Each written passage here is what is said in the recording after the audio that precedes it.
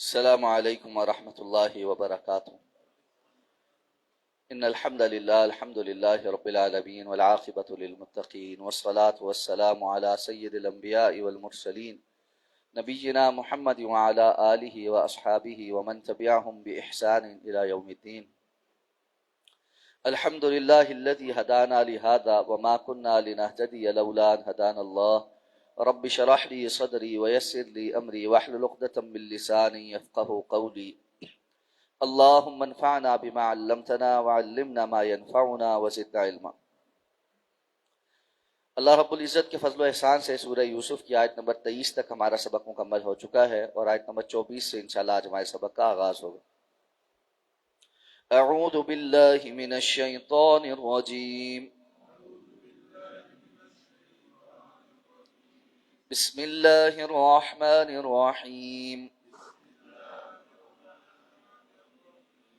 وَلَقَدْ هَمَّتْ بِهِ وَهَمَّ بِهَا لَوْلَا أَن رَّأَىٰ بُرْهَانَ رَبِّهِ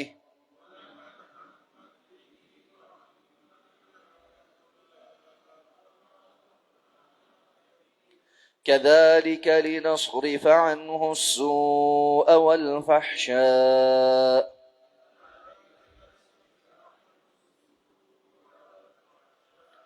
إِنَّهُ مِنْ عِبَادِنَا الْمُخْلَصِينَ۔ واستبق الباب وقدت قميصه من دبر وألف يا سيدها لدى الباب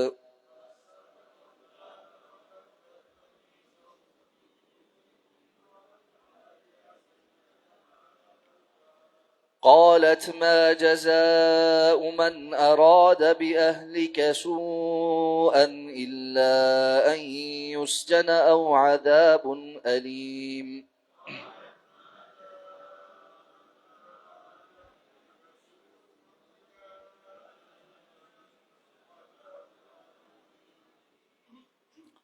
وَلَقَدْ هَمَّتْ بِهِ، اور یقیناً وہ اس کے ساتھ ارادہ کر چکی تھی، وَهَمَّ بِهَا، اور وہ بھی ارادہ کر لیتے، لولا ان رأى برہان ربی، اگر یہ نہ ہوتا کہ اس نے اپنے رب کی دلیل دیکھ لی۔ كَذَلِكَ لِنَصْرِفَ عَنْهُ السُّوءَ وَالْفَحْشَاءَ، اور اسی طرح ہوا کہ ہم نے ان سے برائی اور بے حیائی کو ہٹا دیا۔ إِنَّهُ مِنْ عِبَادِنَا الْمُخْلَصِينَ، اور یقیناً وہ ہمارے خالص کیے ہوئے چنے ہوئے بندوں میں سے تھے۔ وَاسْتَبَقَ الْبَابَ، اور دونوں دروازے کی طرف دوڑے۔ وَقَدَّتْ قَمِيصَهُ مِن دُبُرٍ، تو اس عورت نے ان کی قمیض پیچھے سے پھاڑ دی۔ وَأَلْفَ يَا سَيِّدَهَا لَدَى الْبَابِ، اور دونوں نے اس کے خاوند کو دروازے کے پاس پایا۔ قالت، تو کہنے لگی، ما جزاء من اراد باہلک سوءا، کیا بدلہ ہونا چاہیے جو ارادہ کرے آپ کے گھر والوں کے ساتھ برا، الا سوائے اس کے ان یسجنا، کہ اسے قید کیا جائے، او عذاب علیم، یا دردناک عذاب دیا جائے۔ اب جب حضرت یوسف علیہ السلام کو گناہ کی دعوت ملی اور اصرار کے ساتھ ملی، اور دروازے بھی بند کر دیے، تنہائی بھی ہو گئی، تو حضرت یوسف علیہ السلام نے اسے اللہ کا خوف دلایا اور اللہ کی پناہ میں آنے کے لیے معاذ اللہ کہا، اور اسی طرح اپنے مالک کے احسان اور اپنے اس کے گھر کے اندر ان کے ساتھ جو ایک بڑا اچھا سلوک ہوا تھا اس کا تذکرہ بھی کیا، اور ساتھ میں یہ بھی کہا کہ یہ ایک ظلم ہوگا اور ظالم جو ہے وہ کبھی فلاح نہیں پاتا۔ اب جب دیکھا کہ یہ کسی طور پر بھی سمجھانے بجھانے سے باز نہیں آ رہی، تو اللہ تعالیٰ نے فرمایا کہ ہمت بھی، اس نے ہر طرح سے پختہ ارادہ کر لیا تھا، وَلَقَدْ تاکید کے ساتھ۔ تو عزیز مصر کی بیوی کے لیے تو قرآن نے وَلَقَدْ کے ساتھ تاکیداً اس بات کو بیان کیا ہے کہ وہ اپنے اس ارادے میں بڑی پختہ تھی۔ ساتھ میں حضرت یوسف علیہ السلام کے لیے کہا ہے وَهَمَّ بِهَا لَوْلَا أَن رَّأَىٰ بُرْهَانَ رَبِّهِ، وہ بھی یہ ارادہ کر لیتے اگر اللہ کی برہان نہ دیکھ لیتے۔ اپنے رب کی برہان کو نہ دیکھ لیتے۔ یہاں پر بعض مفسرین نے یہ کہا ہے کہ ہم بیہا سے مطلب یہ ہے کہ ان کا بھی ارادہ فطری طور پر بن جاتا، لیکن اللہ کی ایک برہان دیکھنے کی وجہ سے، یا بن گیا تھا لیکن وہ دیکھنے کی وجہ سے وہ ٹوٹ گیا۔ اور اس کی مثال انہوں نے یہ بیان کی ہے کہ جیسے ایک بندہ روزے سے ہو اور کھانے کو دیکھ کر بہرحال اس کی طبیعت کھانے کی جانب مائل ہو جاتی ہے، لیکن پھر وہ اللہ رب العزت کی یاد اور اللہ کے حکم کی وجہ سے اس کھانے کی طرف مائل نہیں ہوتا۔ لیکن اگر ہم پورے جو سینیریو قرآن نے ہمارے سامنے رکھا ہے اس کو دیکھیں تو یہ اس کے برخلاف، اس لیے کہ حضرت یوسف علیہ السلام نے اوپر جو آیت ہے اس کے اندر جو کچھ اس کو کہا ہے اس میں تو کوئی ارادہ نہیں۔ حضرت یوسف علیہ السلام تو باقاعدہ طور پہ معاذ اللہ بھی کہہ رہے ہیں، اس کو اللہ کا ڈر بھی دے رہے ہیں، اپنے مالک کے جو احسانات ہیں وہ بھی گنوا رہے ہیں، اور یہ ایک ظلم ہوگا وہ بھی سمجھا رہے ہیں۔ تو سمجھانے بجھانے اور دلائل سے متعلقہ جتنی جامع بات ہو سکتی ہے وہ حضرت یوسف علیہ السلام نے کہی ہے۔ اور اس کے فوراً بعد اگلی آیت میں یہ ہے کہ حضرت یوسف علیہ السلام دوڑ لگا کر وہاں سے نکلنے کی بھی کوشش کر رہے ہیں۔ تو کسی قرینے سے یہ پتہ نہیں چلتا کہ حضرت یوسف علیہ السلام کا کوئی ارادہ اس کے اندر شامل ہو چکا تھا، اگر وہ اللہ کی برہان نہ دیکھ لیتے تو وہ بھی مائل ہو گئے تھے۔ یہ غلط ترجمہ، اور یہ کسی نبی کی طرف ایک الزام بھی ہے، بہتان بھی ہے۔ اور کیونکہ یہود و نصارہ تو اس کام میں بڑے ماہر ہیں، والعیاذ باللہ، انہوں نے اپنے انبیاء کی طرف وہ کچھ منسوب کیا ہے اور جھوٹ گھڑ گھڑ کے کہ جس کو انسان پڑھتے ہوئے بھی پانی پانی ہوتا ہے۔ تو حضرت یوسف علیہ السلام کو اللہ نے فرمایا کہ وَهَمَّ بِهَا لَوْلَا أَن رَأَىٰ بُرْهَانَ رَبِّهِ، وہ ارادہ کر لیتا اگر اللہ کی برہان نہ آتی، تو اس سے پہلے کہ ان کی کوئی جو ارادہ بنتا، اس ساری بات چیت کے درمیان کوئی زیادہ وقت گزر جاتا اور وہ باقاعدہ سے دوبارہ رجحانے اور سب کچھ کرنے کے قابل ہو جاتی، اس سے پہلے ہی اللہ نے ان کی حفاظت کا انتظام کر دیا۔ اب یہ برہان ربی ہی یہ کیا ہے؟ ہمیں کتاب و سنت میں کوئی صراحت نہیں ملتی کہ یہ برہان کیا تھی، یہ دلیل کیا تھی۔ برہان عربی میں دلیل کو کہتے ہیں۔ اب یہ دلیل کیا تھی؟ واللہ عالم۔ بعض علماء نے کہا ہے کہ اللہ نے فرمایا، اللہ نے ان کو جو حکم اور علم عطا فرمایا تھا اس کے نتیجے میں جو انہوں نے منطقی گفتگو کی کہ یہ چیز جائز اور درست نہیں ہے، وہی برہان ہے، وہی اللہ رب العزت کی طرف سے جو شعور اللہ نے ان کو عطا فرمایا وہ برہان ہے۔ بعض لوگ کہتے ہیں کہ اللہ رب العزت نے ان کو کچھ دکھلایا ہوگا جس کی بنا پر حضرت یوسف علیہ السلام نے جو ہے زیادہ اپنی اس ارادے کی پختگی ظاہر کی کہ یہ کام گناہ کا ہے۔ واللہ عالم، اللہ ہی بہتر جانتا ہے۔ اللہ نے فرمایا انہوں نے اپنے رب کی ایک برہان دیکھی اور اس کے نتیجے میں وہ اپنے اس فیصلے کے اوپر اور زیادہ ثابت قدم ہو گئے۔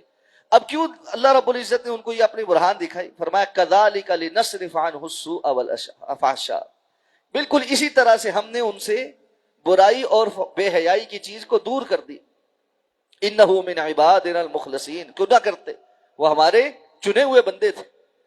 اب علماء بیان کرتے ہیں یہاں چار باتیں بیان کر کے اللہ رب العزت نے اس ایک جملے میں حضرت یوسف علیہ السلام کی پاک دامنی کا تذکرہ کیا ہے۔ کیا؟ کذالک لنصرف عنہ السوء والفحشاء، سب سے پہلے کہا جی اس طرح ہم نے حضرت یوسف علیہ السلام سے برائی کو دور کیا، تو کوئی برا ارادہ بھی حضرت یوسف علیہ السلام کا نہیں بنا۔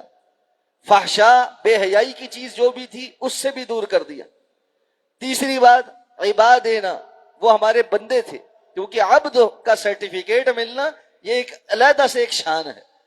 اور معلوم ہے اللہ رب العزت کی جو بندے ہیں، جب سب سے زیادہ اللہ تعالیٰ کی قرب کا ان کا تذکرہ ہوتا ہے تو وہاں اللہ تعالیٰ یہ صفت عبدیت ان کی بیان کرتے ہیں۔ سبحان الذی اسری بعبدہ لیلا من المسجد الحرام الی المسجد الاقصی، تو یہاں پر اللہ نے فرمایا انہ من عبادنا، وہ ہمارے بندوں میں سے تھے، اور صرف بندے ہی نہیں تھے بلکہ کیسے تھے؟ المخلصین، ان بندوں میں سے جو چنیدہ ہوتے۔ مخلص اور مخلص میں فرق ہوتا ہے۔ مخلص ہوتا ہے جس کے اندر اخلاص ہو، مخلص ہوتا ہے جس کو چن لیا گیا ہو، جس کو چھانٹ لیا گیا ہو۔ تو حضرت یوسف علیہ السلام ایسے اللہ کے بندے ہیں جن کی پاک دامنی کا، جن کی حیا کا جن کی عصمت کا اللہ رب العزت نے ایسا انتظام کیا کہ فرمایا ہم نے خود ان سے ان ساری چیزوں کو دور کر دیا. اور کیوں نہ ہو کہ آگے یوسف علیہ السلام نے چل کر قوم کی رہنمائی کا کام کرنا ہے، نبوت کا تاج ان کے سر پر سجنا ہے. اس لیے کوئی ایسی چیز ان کے ساتھ وقوع پذیر نہ ہو جائے جس کی وجہ سے وہ چیز ان کے لیے تہمت کا اور کل انگلیاں اٹھنے کا ذریعہ بنے. اللہ اپنے انبیاء کی حفاظت فرماتے. اب فرمایا وَاسْتَبَقَ الْبَابَ، جب یوسف علیہ السلام نے دیکھا کہ یہ کسی طور باز نہیں آنے والی تو دوڑ لگا دی. اب وہ دروازے جو اس نے پختہ کر کے بند کیے تھے کہ کوئی نہ آئے، اللہ نے آسانی کر دی کہ وہ بھی کھلنے لگے. اب یوسف علیہ السلام نے پہلے دوڑ لگائی کہ میں بچوں، اور اس نے پیچھے دوڑ لگائی تاکہ وہ ان کو پکڑے. اسی کے اندر اس کے ہاتھ میں حضرت یوسف علیہ السلام کی قمیض کا حصہ آیا جو دوڑنے کی وجہ سے پچھلی جانب سے پھٹ گیا. وقدت قمیصہ من دبر، پچھلی جانب سے حضرت یوسف علیہ السلام کی قمیض کا وہ ٹکڑا جو ہے وہ پھٹ گیا. وَأَلْفَ يَا سَيِّدَهَا لَدَى الْبَابِ، اسی کشمکش میں یوسف علیہ السلام دروازے سے جیسے ہی باہر نکلے، سامنے دروازے پہ عزیز مصر کھڑا، دونوں نے اس کو وہاں پایا. اب جب اس خاتون نے اپنے شوہر کو وہاں پر کھڑا ہوا دیکھا تو ایک دم پینترا بدلا. قالت ما جزاء من اراد باهلك سوءا الا ان يسجن وعذاب الیم. نہ صرف پینترا بدلا، تہمت بھی لگائی اور اس کے ساتھ فیصلہ بھی خود کر رہی. پہلے کہتی ہے الزام کیا ہے، من اراد باهلك سوءا، اس کا بدلہ کیا ہونا چاہیے جو آپ کے گھر والوں کے ساتھ برائی کا ارادہ کرے. اب یہ بھی دیکھیں کہ یوسف علیہ السلام کی کردار کی پختگی کتنی ہے. علماء کہتے ہیں وہ یہ نہیں کہہ سکی کہ انہوں نے میرے ساتھ برائی کی ہے، اتنے پختہ کردار کے مالک تھے، کوئی یقین نہیں کرے گا کہ یوسف نے برائی کی. تو وہاں پر بھی صرف اتنا ہی کہہ سکی من اراد باہلک سوءا، جھوٹ تو گڑا ہی تھا تو کہتی میرے ساتھ برا کیا ہے. یہ نہیں کہا اس نے میرے ساتھ برائی کا ارادہ کیا ہے، اس کا بدلہ کیا ہونا چاہیے جو آپ کے گھر والوں کے ساتھ برائی کا ارادہ کرے. اور ساتھ میں کہا سوائے اس کے کہ اس کو قید میں ڈال دیا جائے یا دردناک عذاب دیا جائے اور کوئی سزا نہیں ہونی چاہیے. تو الزام بھی خود اور سزا سنانے کے لیے تجویز بھی خود. اب یہ ایک امتحان آ گیا کہ ایک ایسا معاملہ جس سے حضرت یوسف علیہ السلام بچنا چاہ رہے اور اس سے بچنے کے لیے وہاں سے دوڑے ہیں، بھاگے ہیں، اور آگے آ کر اسی معاملے کے اندر تہمت لگ گئی. اور معلوم ہے کسی بھی صاحب کردار کے لیے سب سے بڑا مسئلہ یہ ہوتا ہے کہ اس پر تہمت لگا دی جائے. اور یہ تہمت لگانا اسی لیے شریعت اسلامیہ میں بہت بڑا جرم. رسول اللہ صلی اللہ علیہ وسلم نے فرمایا کہ 7 وہ کام جو برباد کر دینے والے ہیں، ان میں سے کیا ہے؟ قذف المحصنات المؤمنات الغافلات، مسلمان مومنہ ایسی خواتین جو بے قصور ہیں اور جانتی بھی نہیں کہ کیا معاملہ ہے، ان کے اوپر تہمت لگا دینا، ان کے کردار اور عصمت کے حوالے سے ان پر انگلی اٹھا دینا، یہ وہ معاملہ ہے جو جان بوجھ کر کسی پر جھوٹی تہمت لگا دے، اس کے اعمال برباد ہو جاتے ہیں. اور ہمارے یہاں بڑا آسان کام ہے، او جی چھوڑے اس فلانے کی کیا بات کرتے، وہ تو ہے ہی ایسا، وہ تو ہے ہی ایسی.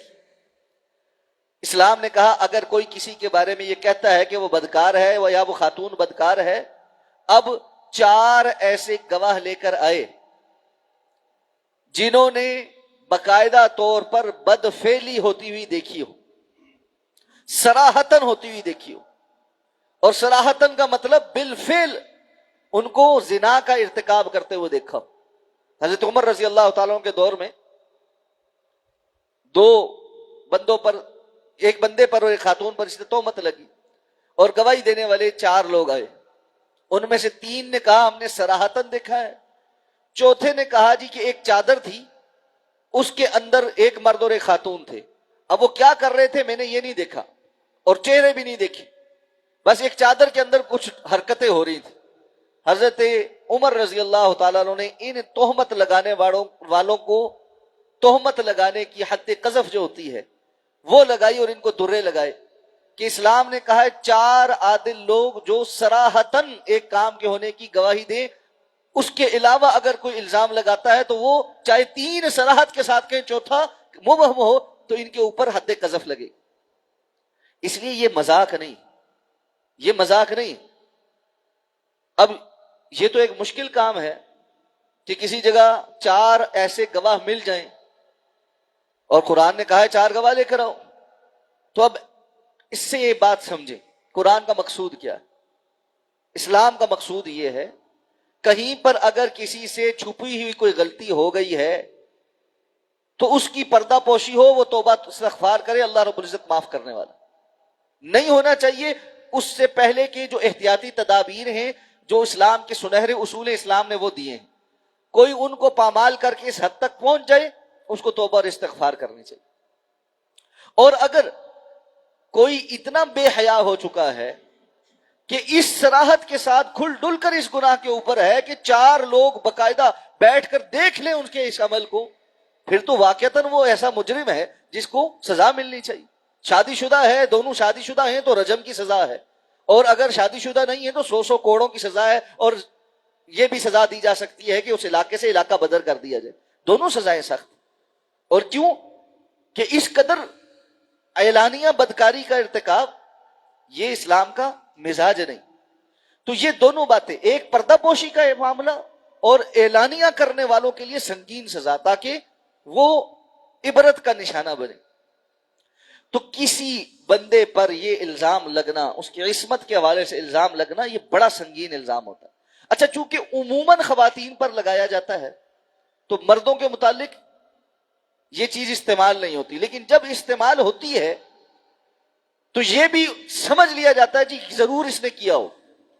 کہ مردوں کے متعلق تو انڈرسٹوڈ یہ بات ایک مفروضہ قائم کر لیا گیا ہے کہ جی مرد تو ہوتے ہی ایسے، جبکہ قرآن ہمیں یہ بتاتا ہے کہ معاملہ برعکس بھی ہو سکتا ہے. خاتون ایسی ہو سکتی ہے اور مرد پاک دامن ہو سکتا ہے، اور ایسے بہت سے کیسز. لیکن چونکہ یہ ایک آسان کام ہے، اور آج کل اس پر ایک بہت بڑا مسئلہ یہ ہے کہ جو ہمارے یہاں می ٹو نام کی مہم ہے، یہ ان کی بیماری یہی ہے. یعنی خواتین حجاب کے، اسلام کے اس طرح کے معاملات سے بچنے کے جو سنہری اصول ہیں ان سب کو پامال کرتی ہوئی مردوں کے ساتھ دوستیاں، تعلقات، اور جو ہے نا کولیگ ہیں، کلاس فیلوز ہیں، فلاں ہے، دوستی ہے، صرف فرینڈ شپ ہے، اس سب کے نام پر ہر طرح کا اختلاط ہے اور مواقع بھی فراہم کر رہے ہیں. اچھا، اس میں متعدد بار ایسا ہوگا کہ خاتون کی مرضی بھی شامل ہوگی تو ٹھیک ہے. جس دن اس کے کوئی موڈ سوئنگز ہوئے اور اس کے معاملہ نہ ہوا، اور یا کسی بات پر کسی مرد سے اختلاف ہو گیا اور وہ ویسی ہی پیش قدمی رکھے جیسی سابقہ ان کو عادت تھی، تو ان خواتین نے ایک نیا ڈھنڈورا یہ پیٹنا شروع کیا کہ جی اب تو ہمارے ساتھ ہیراسمنٹ ہو گئی. اور اس ہیراسمنٹ کی تعریف کیا ہوگی، کون کرے گا کہ کون سی بات جب تک ہوتی رہی تو ہیراسمنٹ نہیں تھی، اور کون سی بات جس دن شامل ہوگی اس دن ہیراسمنٹ ہوگی. تو اس میں سوائے اس کے اور کچھ عمل دخل نہیں ہے کہ وہ خاتون جو الزام لگانے والی ہے وہی بتائے گی کہ کس وقت ہیراسمنٹ ہے اور کس وقت کنسنٹ ہے. تو بھئی یہ تو بڑا مشکل کام. اس لیے آپ نے دیکھا ہوگا وہ ایک بڑا مشہور کلپ تھا، پنجاب کے ایک بڑے سینئر پولیس آفیسر جو ہے ان سے ایک صحافی خاتون انٹرویو لے رہی ہے، اور اس قسم کی باتیں ہو رہی تھی کہ اس نے کہا جی کہ آپ کے پنجاب پولیس کے جو اہلکار ہیں وہ خواتین کو بہت زیادہ جو ہے نا ہیراس کرتے ہیں. اس نے کہا بی بی مجھے تو آپ کے ساتھ بات کرتے ہوئے بھی ڈر ہے کہ ہیراسمنٹ کی تعریف کیا ہوگی. اب ایک پولیس والا ڈیوٹی پر ہے، اس کا کام ہے لوگوں پر نظر رکھنا. اگر وہ کسی کے پاس، کسی خاتون کے پاس آئے اور اس کو دیکھے کہ جی اس کا کیا چال چلن ہے اور اس کی گاڑی میں کیا کچھ پڑا ہے، اور وہ خاتون الزام لگائے کہ یہ میری طرف دیکھ رہا ہے، تو یہ تو ہیراسمنٹ ہے. ابھی میں آپ کی طرف دیکھوں اور آپ کہہ دیں کہ جی اس نے مجھے ہیراس کیا ہے، تو دنیا کی کوئی اور طاقت نہیں ہے جو یہ ثابت کر سکے کہ میں نے ہیراس نہیں کیا ہے. تو مسئلہ یہ ہے کہ آج کل اس معاملے کو بہت زیادہ اپنے مقاصد کے لیے استعمال کیا جا رہا ہے، اور یہ بالکل اسی مقابلے پر استعمال ہو رہا ہے جس مقابلے پر مرد خواتین کے ساتھ جنسی ہراسانی کرتے ہیں. خواتین نے الٹا یہ اب سیکھ لیا ہے کہ ٹھیک ہے اپنے مطلب کے لیے کہاں تک کس کے ساتھ جانا ہے اور اس سے آگے فوری طور پر الزام لگانا ہے. اور یہ ایک وبال ہے، اور اس سے جو عزتیں اچھل رہی ہیں، اور اس کے نتیجے میں وہ کیس ہوا تھا آپ کو یاد ہوگا جس استاد نے خودکشی کی کہ اس کی ایک طالب علم نے امتحان میں اضافی نمبروں کے لیے اور نقل پکڑے جانے پر اپنے استاد پر الزام لگایا، اس بندے کی کسی نے نہیں سنی، اور نتیجتاً وہ جیل گیا، اس کا گھر ٹوٹا، اس کی بیوی نے طلاق لی، اس کے بچوں کی معاشرے میں عزت اچھلی، اور بالآخر اس نے خودکشی کر. کیوں کہ معاملات اس طرح کے ہیں. اور ان سب کے پیچھے کیا ہے؟ جب وہ حدود توڑی جائے گی، وہ جب لائن کراس کی جائے گی جو اللہ رب العزت نے متعین کی ہے، تو مسائل ہی مسائل. پھر آپ ان مسائل کو ہینکی پھینکی سے، قانون بنا بنا کے اور لوگوں کو ڈرا ڈرا کے اس کو کنٹرول نہیں کر سکتے. اس لیے کہ کہاں پر کنسنٹ ہے اور کہاں پر ہیراسمنٹ ہے، یہ ایک لکیر ہے. جس دن اس کا دل کرے گا کنسنٹ پہ ہوگی، جس دن اس کا دل کرے گا وہ ہیراسمنٹ پہ ہوگی، اور یہ معاملات خراب ہی رہیں گے. اس طرح لوگوں کی زندگیاں برباد ہو جائیں گی. اس لیے شریعت نے اس معاملے کو بڑا کنٹرول کیا ہے. اگر کوئی کہتا ہے کہ فلاں نے میرے ساتھ بدکاری کرنے کی کوشش کی ہے، تو اس کو دلیل پیش کرنی پڑے گی، اور دلیل کے لیے گواہ لانے پڑے گی، اور ان گواہیوں کے بغیر اس کی دلیل قبول نہیں کی جائے گی. اب گواہی کیسے ہوگی اور کیسے ہوا؟ حضرت یوسف علیہ السلام کے معاملے میں کیا ہوا، اگلی آیات میں انشاءاللہ اس کی تفصیل آ رہی ہے، اس پر بات کریں گے. سبحانک اللہم و بحمدک، نشہد ان لا الہ الا انت، نستغفرک.